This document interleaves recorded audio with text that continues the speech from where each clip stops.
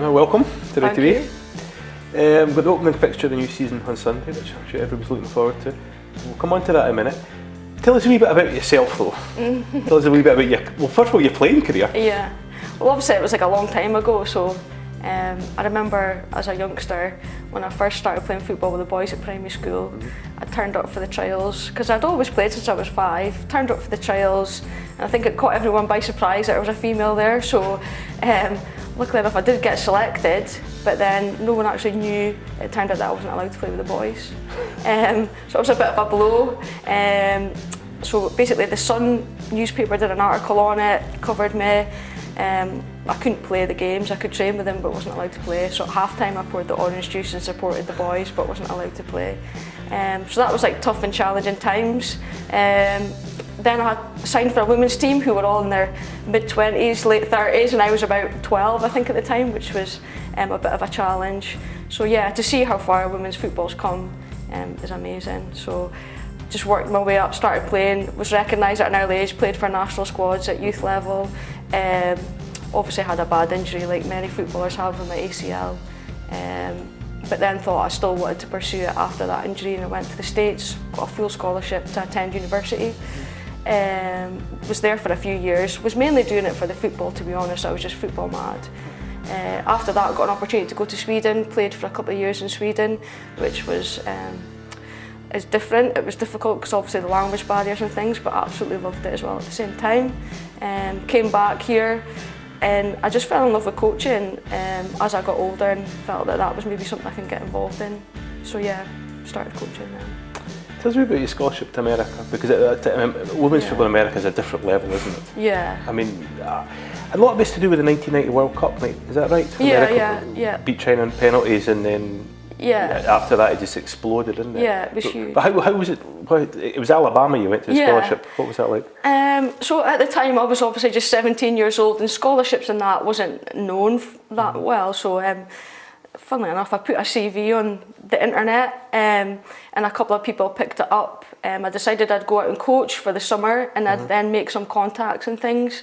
So I had lots of different offers from lots of different universities, and I think at the time, 17 years old, thought Alabama, Florida, sunshine might be a great place to go.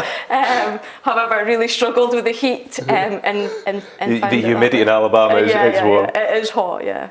Yeah, some of our viewers were over in that part of the world. But it must have been a great experience, so something you enjoyed. Yeah, it was probably the closest I'd ever get to a professional setup. We were training every single day. We were getting our meals paid for, everything was there and everything was laid on for us. And at the time I was probably so young and so naive that I didn't actually take full advantage or enjoy it as much as I should have. So I think when you always look back, you would do things slightly differently maybe and enjoy the experience a bit more. You played for the national team, that must be something you're very proud of? Yeah, I mean it was young age groups, and I had potential at a really young age. But again, women's football wasn't that big way back. I'm not going to say what year it was. So yeah, it was difficult at the time because, you know, trying to balance your work life, your career, and also try to play football as much as you could. So yeah, I loved playing. It's always something to look back on and say, yeah, I'm so thankful that I played for Scotland, and something that I'm really proud of. And I'm lucky enough to represent my country again as a coach. So again, I'm fulfilling a lot of dreams. You did under Scotland under 16s? Yeah, so I've been appointed the under-16 national coach a couple of years ago, working alongside Paul Brownlee. So that again has been a massive experience, and that to me is a really proud moment as well, because I'm representing my country there as well. So really fortunate. On to Aberdeen. It's exciting times, isn't it? Yeah, it's massive. And I think when they made the announcement, you know, you thought, yeah, that's great. But since I've been involved, it's just blown me away, the support from all the staff and the club itself, and all the marketing and media and the attention that the girls are getting. We're absolutely delighted, and we're going to take full advantage of it.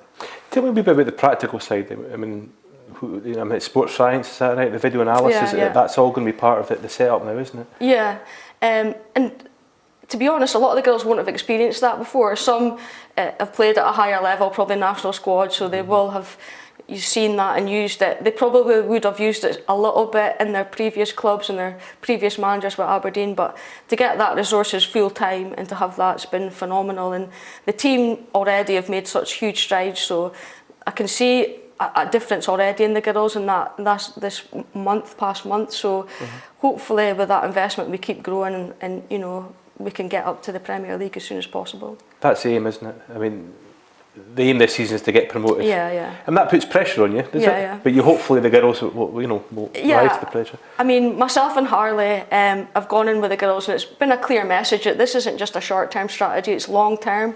We're building for the future, so it's not just about thinking about this season, which makes it quite difficult because your focuses are a lot longer as well. So it's just breaking those into smaller objectives to make sure that, we need to qualify, and we need to get up the league as soon as we can, and we need to get up there. We've got to do it with a style and a distinction that we want to be proud of as well, but also trying to plan for not just the next year but the next 4 or 5 years. And the girls are all behind it. We're here to create a legacy for some of the younger players that are going to come up, so hopefully if we can embed a lot of these principles and philosophies now, it'll just be a lot easier as the girls come up, and hopefully girls will look at it and say that's something that they want to be part of, and so it's massive for women's football in the north. And it's quite a young squad as well, isn't it? Yeah. There's a lot of good young talent there, isn't there? Yeah, so I calculated it before I came down, and our average age is 19, so That's it's really, really young, and our youngest player is 15. Wow. So Bailey Hutchison, who's in the national squads at the moment, she's away with the 17s, 15 years old, and she's playing with women, but we know that those young players are talented, and they're really good. They've got a lot of knowledge. They're good players, and we're comfortable with that. We have got a couple of older players that will hopefully bring that a bit of character and look after the young ones as well. So we've got a really good balance, and a young team but a very talented team.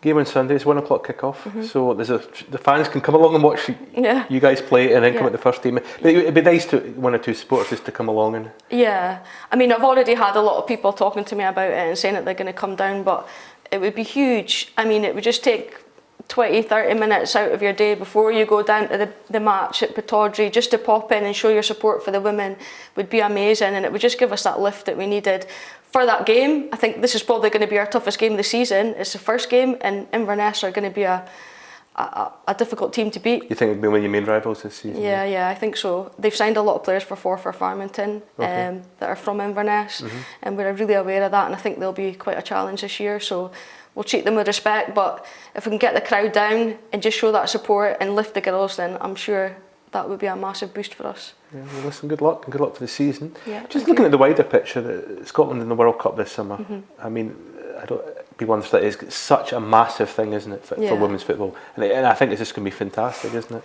Yeah, it's huge, and I think we've done it in the past, when we qualified for the Euros, we take advantage of that, and I think all the hard work and the growth in women's sport is because of the women's national team successes.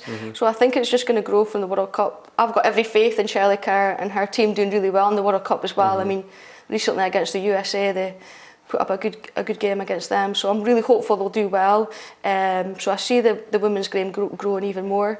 But what we probably want to look at trying to do is building that youth and keeping them in Scotland, to keep that game and the women's game, to continue to grow it. And I know there's a lot of women involved and a lot of men as well that are looking to try and do that, so that we can potentially maybe keep women in Scotland. That's the next thing we need to do, because obviously Rachel Corsley was in Australia, going back to America, and other players playing in England. But that's the key thing to improve the domestic game, hopefully. I think so, and I think you would never take those opportunities away from Rachel Corsley. Her experiences to travel the world and things has been phenomenal, and you'd still hope that there'd be that options for some girls, but there's also some talented athletes that maybe potentially could be studying here, or could grow here as well. So hopefully we can see that growth in Scottish football and Scottish women's football, and that we manage to keep a lot more of our stronger players.